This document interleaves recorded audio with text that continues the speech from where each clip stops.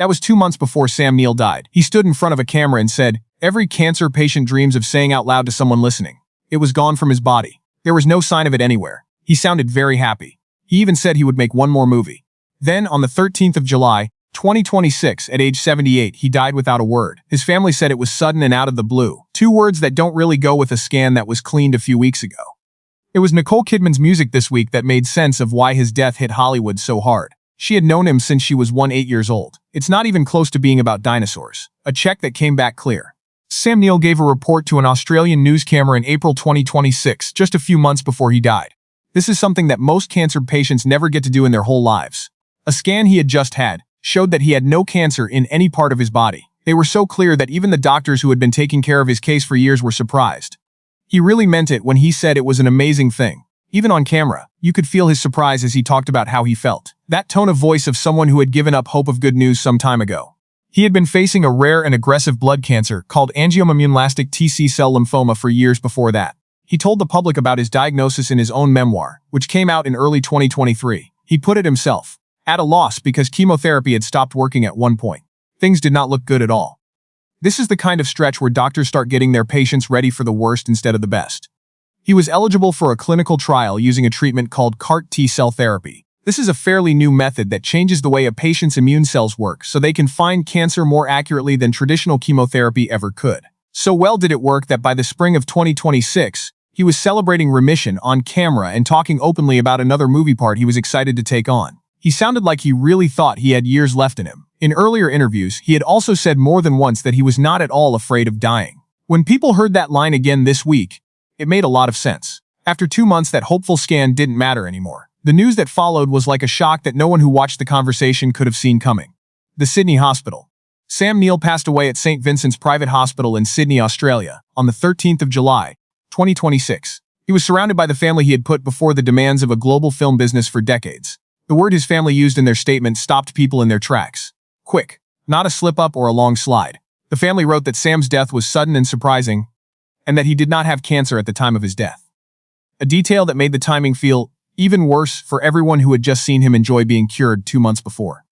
The family did not give an official cause of death, and they only said that he died with the same honor that had been his throughout his life, surrounded by the people who loved him most in the world. They also thanked the hospital staff by name for taking such good care of him in his last hours. Something about the small detail showed that his family wanted his story to end with thanksgiving rather than anger or rumors about what went wrong so quickly after such good news.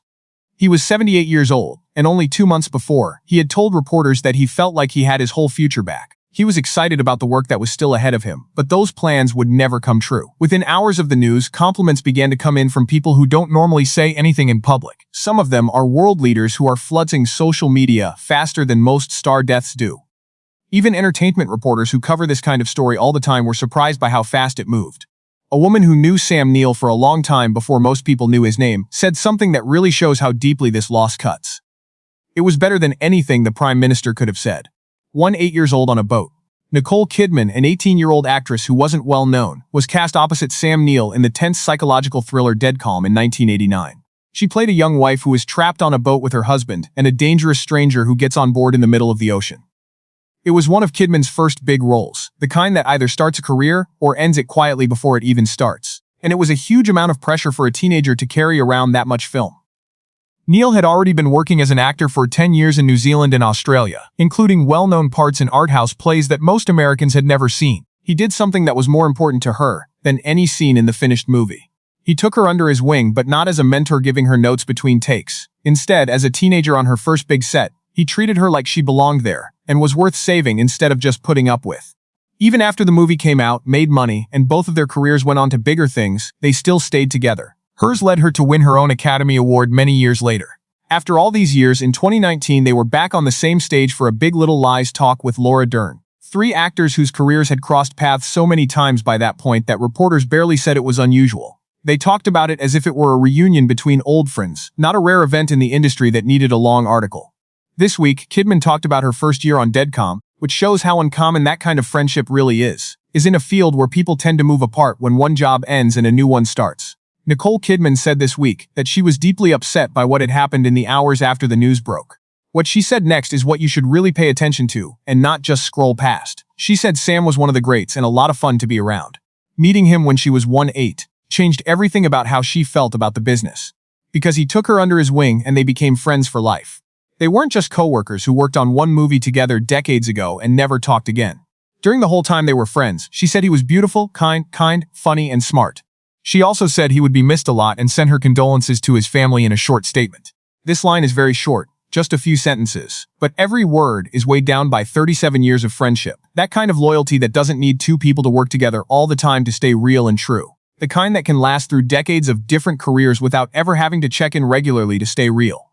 Kidman wasn't the only person who thought that about him. Kindness, warmth, and giving were words that were used almost exactly by other co-stars. These words were used so many times in dozens of tributes from people who had never met each other that it started to feel less like a coincidence and more like a pattern. No one had bothered to tell him in public while he was still alive so that he could hear it directly. But to understand why many people in the industry reacted in a certain way at the same time, you need to know who Sam Neill was before they met him. He was famous in Hollywood long before anyone knew his name. Nigel from Omag. In spite of everything that the name Sam Neill came to mean in Hollywood, Sam Neill wasn't born that way. Born Nigel John Dermot Neill in Omagh, Northern Ireland in 1947, he moved to New Zealand with his family when he was 7 years old.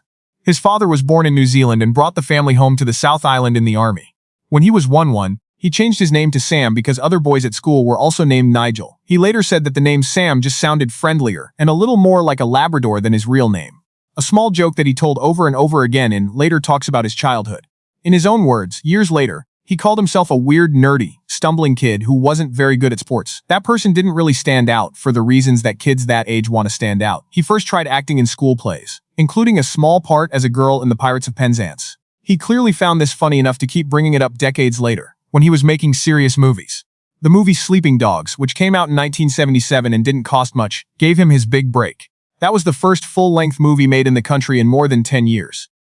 Filmmakers who were determined to show that there could be a national film business shot it on a very small budget. It led to bigger jobs across Australia soon after, and the start of a career that would last for 50 years and include dozens of films in almost every genre you can think of.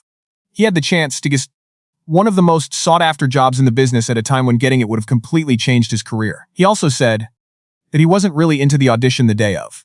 He said that it was awkward instead of exciting, because he didn't want to be the Bond that no one liked. He later said that this fear was worse than losing the role itself. A lot of his co-stars talked about how charming he was this week, but underneath that was a man who had been fighting for years over something much more important than a part he didn't get. Something that almost none of his fans knew the full details of until he told them himself. When that fight became public, Neill already had one of the stranger film careers of all time. An officer in a submarine on the hunt for Red October and a grieving husband in the Oscar-winning movie with Holly Hunter the piano, a scary gang leader in the television show Peaky Blinders, and a horny uncle in the beloved New Zealand comedy Hunt for the Wilder People. Many people in his own country thought that the latter was his favorite part of all time. In 2022, he was honored in New Zealand for his contributions to film, and in 2025 he received the Screen Legend Award. He accepted it with the same self-deprecating humor that he used in almost every interview, saying that staying around long enough was pretty much all that was needed. A fight he mostly kept to himself. This week, almost every kind tribute was based on a fight that almost no one had been following closely in real time. Sam Neill first told the world about his cancer in his 2023 autobiography. Did I ever tell you? This book is mostly his own thoughts on a career spent mostly outside of the biggest Hollywood spotlight. It talks about his stage 3 angioimmunoplastic T-cell lymphoma, which had already put him through a tough stretch of treatment by the time the book came out that same year. At the same time that year, he told reporters that the previous months had been very bad, with treatment that stopped working completely and a time when he really didn't know if he would make it through. People who are used to seeing celebrities hide serious illnesses from the public were surprised by how honest she was. Many people in his situation might have chosen to hide from the public eye and deal with it privately, but he kept working, kept talking to reporters about it directly, and kept coming back to causes that were important to him. For example, in early 2026, he released an environmental documentary opposing a large industrial gold mine planned for the area of New Zealand, where he had spent decades running his own small winery. He also kept his sense of humor the whole time. He was known for giving farm animals names after famous people from Hollywood and making fun of the ones that died at the hands of local wildlife. There were little stories about him that were told in almost every profile written about him in his last years. One of his ducks on the farm was named after the Australian comedian Magda Szubanski, who was a close friend. She later said that she had talked to him not long before he died, and that he sounded cancer-free, truly happy and excited about what was still to come. This fits perfectly with the positive April interview which makes the sudden ending even harder to understand. That same steady, funny toughness is exactly what made his sudden death so different from a slow decline that would have been expected. It caught an entire industry off guard, in a way that a longer illness would not have.